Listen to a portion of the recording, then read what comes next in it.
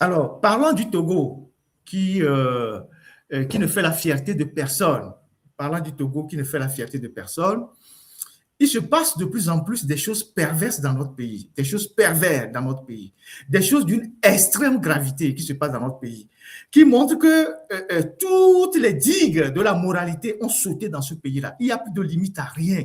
Les gens se permettent tout parce qu'ils ont le pouvoir, ils ont l'argent. Et donc, ils peuvent faire ce qu'ils veulent sur les populations et sur les gens.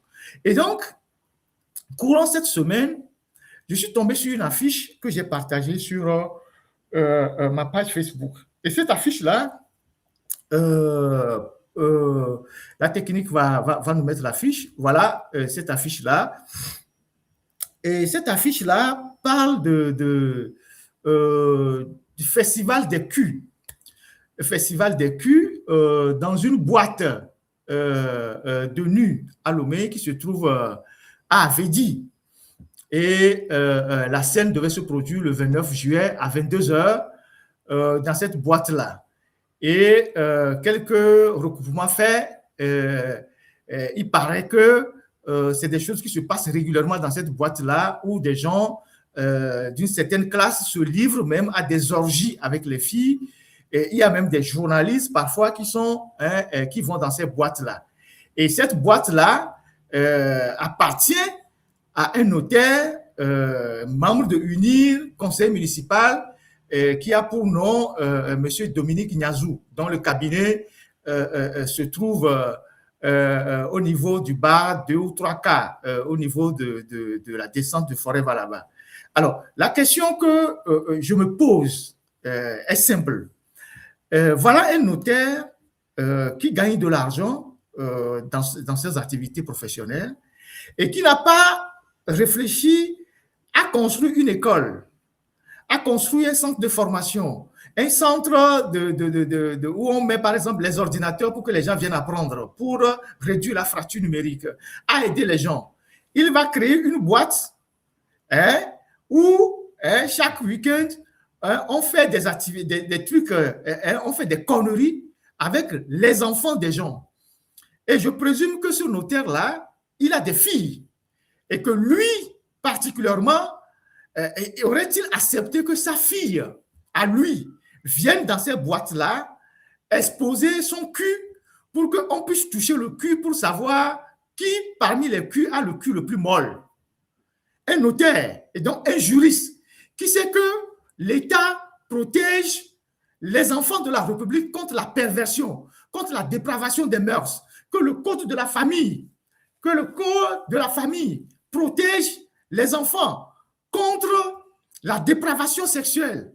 Mais ce notaire, membre de UNIR, conseil municipal, a créé une boîte dans laquelle des choses comme ça se passent régulièrement. Et nous avons une police, nous avons une justice, nous avons un procureur dans ce pays-là, et il n'y a rien qui se passe. Donc, voilà ce qui se passe dans notre pays. Après avoir créé les bars un peu partout, après avoir créé les chambres de passage un peu partout, après avoir fait du pays Sodome et Gomorrhe, maintenant, l'argent qu'ils ont, comme ils ne savent pas quoi faire de cet argent-là, ils ne peuvent pas aider leurs frères de village, ils ne peuvent pas construire des écoles, ils ne peuvent pas construire des centres de formation, acheter des ordinateurs pour partager aux gens qui n'en ont pas. Ils créent des boîtes de nuit où des gens, des jeunes filles, à cause de la pauvreté, viennent exposer leur cul. Et quand on parle, les gens disent oui, non, ailleurs dans le monde, ça se passe. Ailleurs n'est pas le Togo. Ailleurs n'est pas le Togo. Pourquoi vous dites que ça se passe aux États-Unis et que ça devrait se passer au Togo? Pourquoi vous ne dites pas que les routes des États-Unis, on doit les construire au Togo? Si vous dites que ça se passe partout, y compris aux États-Unis, pourquoi vous ne demandez pas que les échangeurs qu'on construit aux États-Unis, qu'on les construise au Togo? Les grandes infrastructures qu'on les construise au Togo? Et donc, nous sommes en Afrique, on a des valeurs, et voilà des individus qui gagnent de l'argent dans leur activité professionnelle, et la seule chose qu'ils trouvent à faire, c'est de créer des activités comme ça, qui participent à la perversion de la jeunesse. Et vous, vos enfants, monsieur le notaire, vous pouvez les exposer comme ça dans une boîte? Je présume que vous avez des filles. Vous pouvez exposer vos filles comme ça dans une boîte? La femme, votre femme là, vous l'avez trouvée dans une boîte comme ça? La femme qui vous a fait des enfants, vous l'avez trouvée dans une boîte comme ça?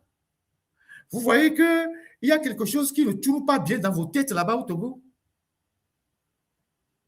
J'espère que la police ou la mairie dans laquelle ce truc-là se passe, ils vont aller faire leurs enquêtes et mettre fin à ces genres de pratiques.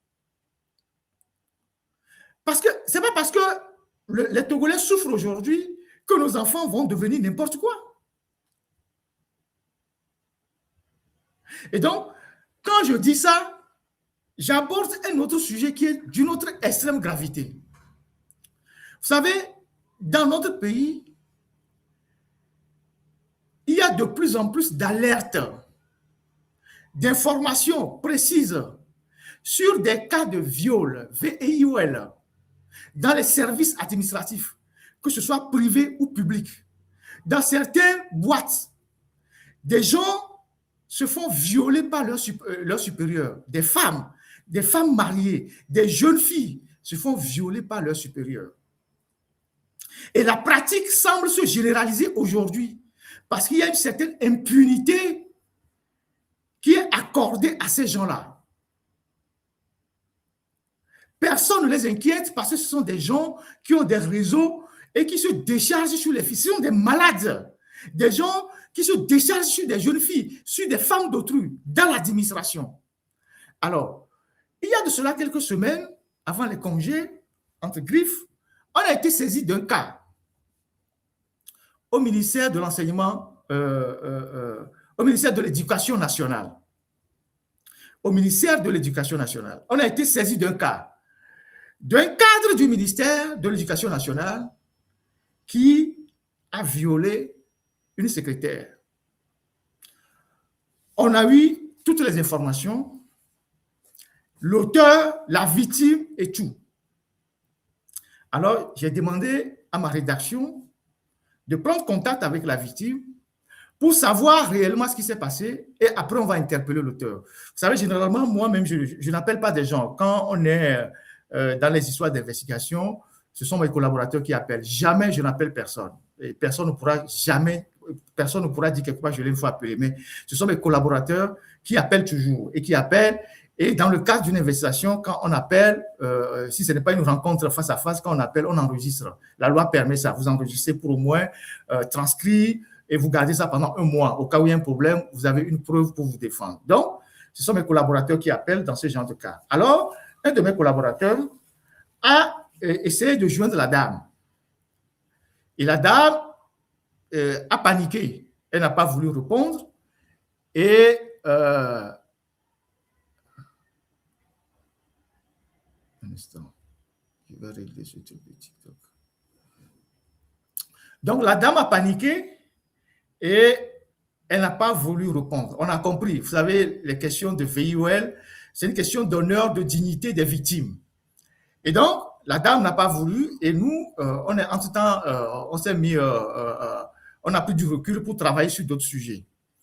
Alors, le dossier a évolué et la personne qui a violé la dame, c'est le secrétaire général du ministère de l'enseignement et comment on appelle ça, de l'éducation nationale.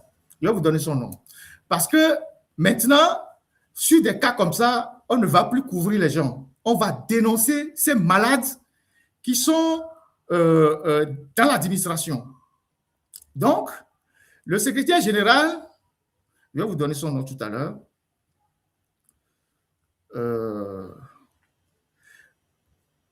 Voilà. Ce monsieur s'appelle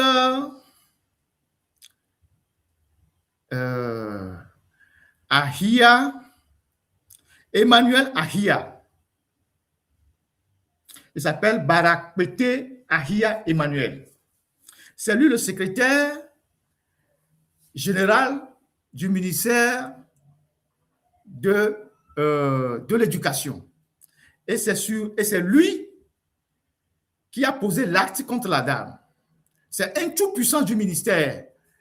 Il était là depuis le temps de Kokoroko et quand le nouveau ministre Omowo est venu, il est devenu la cheville ouvrière du ministère parce qu'entre-temps, le décès que celui-ci a contribué à marginaliser est parti dans le ministère de Kokoroko, M. Nabédé. Il semble que c'est Kokoroko qui l'avait amené lui. Et donc, il a suivi son patron là-bas.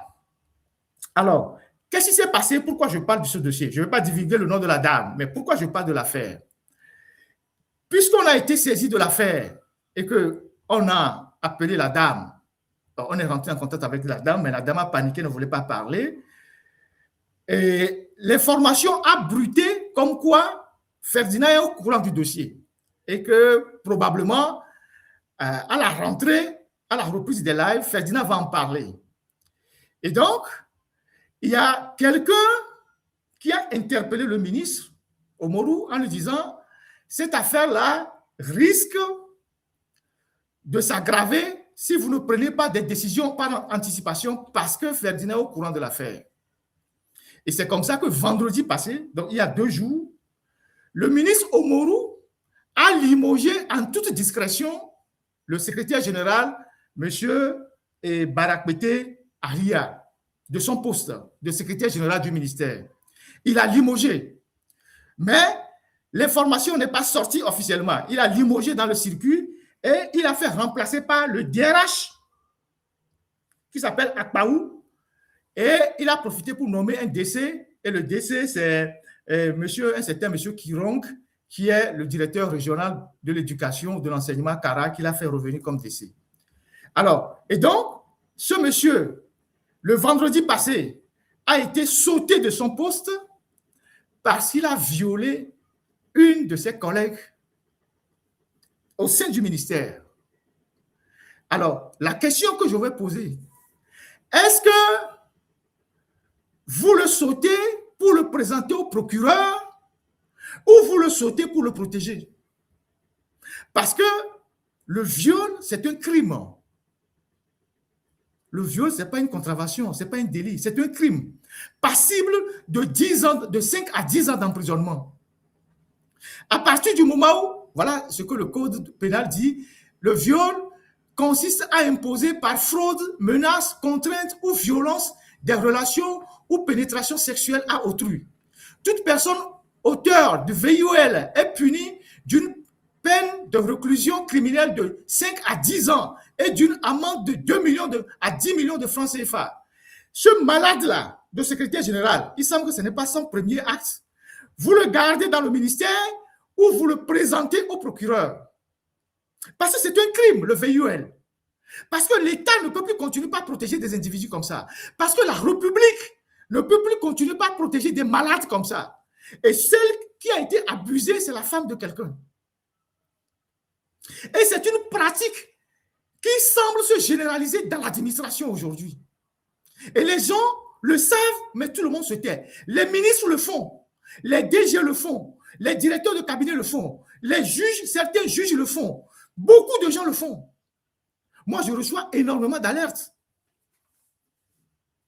Je reçois énormément d'alertes. C'est parce que le cas précis a abouti à un limogeage que j'en parle ouvertement. Mais la prochaine fois, tous ceux qui, dans l'administration, publique comme privée, lorsqu'on sera saisi d'un cas, et comme la justice refuse de faire son travail dans ce pays-là, on va commencer par vous exposer publiquement pour que vos enfants, vos proches, vos amis sachent qui vous êtes. Avec toutes les femmes qui sont à Lomé là, vous avez de l'argent. Avec toutes les femmes qui sont à Lomé, les jeunes filles qui sont à Lomé, vous n'avez rien trouvé à faire que de vous comporter comme des animaux en sautant sur comment ça s'appelle, en sautant sur des autres humains. C'est quoi votre problème? Donc, ce monsieur n'est pas le seul dans ce cas. Il y a une jeune fille de 25 ans qui a été violée au ministère de la Communication par un cadre de ce ministère au mois de mars. Je me garde de citer le nom de l'auteur du viol pour le moment. Il y a une jeune fille, qui est commerciale d'une boîte, agent d'une boîte, qui est allée là-bas pour présenter un produit et qui a été violée dans les bureaux du ministère de la Communication par un cadre de ce ministère. La fille est en procédure de plainte. Je ne vais pas citer le nom de ce cadre pour le moment. Et ça s'est passé au mois de mars. On ne peut pas accepter des choses comme ça dans une république. Si vous avez des pulsions sexuelles incontrôlables, allez à Décon ou allez à Carrefour Y. Il y a des bordels là-bas. Vous pouvez vous décharger sur ces gens-là. Et donc, on ne peut pas accepter ça dans une république. Parce que les femmes qui sont abusées sont des femmes de quelqu'un, sont des fiancées de quelqu'un, sont des, je ne sais pas, des enfants de quelqu'un. Et donc, à partir de maintenant, ça va être tolérance zéro de mon côté. Le jour qu'on me saisit et que je fais quelques enquêtes et que j'ai les éléments concordants que un individu, fut-il ministre, juge, magistrat, et directeur, je ne sais pas quoi, a commis un acte de VIOL sur un citoyen togolais, je vais l'exposer sur les réseaux sociaux, dans mon live. Il peut venir ici en France porter plainte. C'est comme ça que ça va se passer maintenant. Donc, vous qui n'arrivez pas à vous maîtriser là, vous avez tout le confort du pays et malade que vous êtes, vous attendez que les gens viennent dans vos bureaux, vous fermez les bureaux et vous abusez de ces personnes-là. Et comme les femmes, c'est une question de dignité, les femmes ont honte, les femmes ont des difficultés d'en parler. Et vous les femmes, quand ça vous arrive, il y a plein d'associations de droits de l'homme à Lomé. Saisissez des associations, allez chercher un bulletin médical, un certificat médical et portez plainte. La prescription pour le VIOL, c'est 10 ans. Allez porter plainte contre ces gens-là. La plainte sera dans le circuit. Tôt ou tard, ils seront rattrapés par les actes qu'ils posent. Donc, voilà ce que j'ai à vous dire. Il faut que ce pays-là, on essaye de crier haro sur certains individus, sur ce qu'ils font dans la République. On ne peut pas accepter ça. Ceux qui ont amené l'administration en Afrique, et donc les gens qui nous ont colonisés, quand vous arrivez dans leur bureau, tous leurs bureaux sont transparents. J'ai déjà dit ça une fois.